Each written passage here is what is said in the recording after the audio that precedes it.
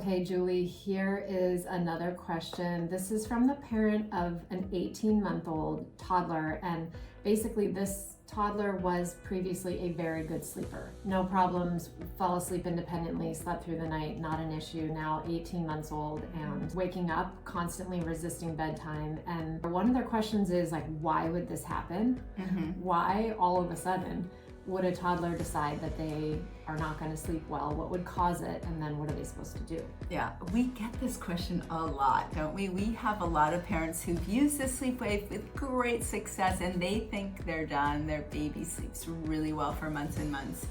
And then all of a sudden it just all seems to fall apart. And what's happening is, again, it's like a silver lining, like the 4-month cognitive surge sleep regression.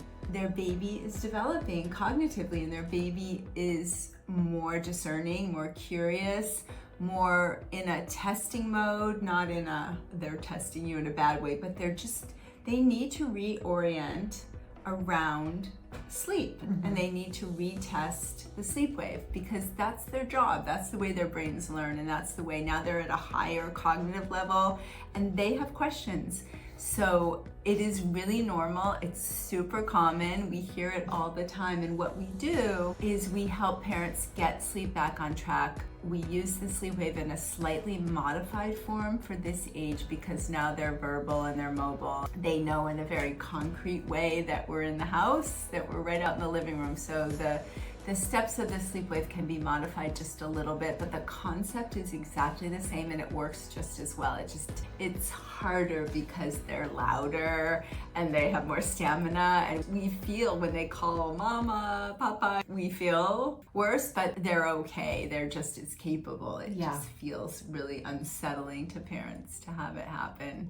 How do you answer the question of whether babies or little kids are having separation anxiety? Because I get this question a lot. A parent worries about separation anxiety and it's a term that they hear and I think it makes them nervous about certain phases just being like extra anxious phases for babies and toddlers, like maybe they're supposed to be doing something differently during that time.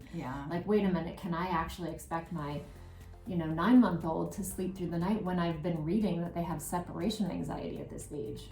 Well, the short answer about separation anxiety is kind of like what we call the clean goodbye.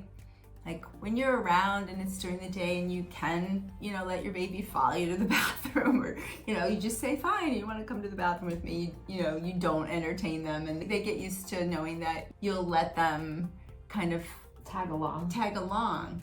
But then when it's time in a daytime sense, you need to leave the house. It's much better for them and much easier for them to have a clean goodbye where you have sort of a ritual. Maybe you sing a little song, maybe you wave in a certain way, maybe they wave from the window with their other parent or their caregiver with them. You have a ritual around it and it's clean. You don't come back just because they're crying or calling out to you. If you come back, that really makes them more anxious because they feel like, oh, am I supposed to get her back? So you can use this same concept around. So if you have a ritual, you have a routine, it's very predictable, they know when the routine ends. You don't overhelp just because they're going through a phase of separation anxiety, holding on to your limits. They know you're there and you're gonna use the sleep wave if you need to.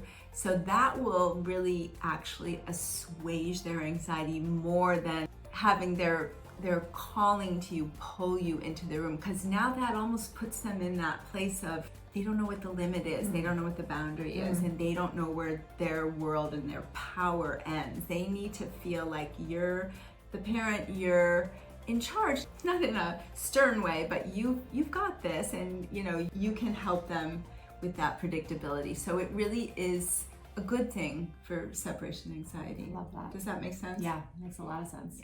Yeah. We love answering your questions. Thank you so much. Please send us more. Yeah, definitely. And subscribe so that you keep up with what we have going on next.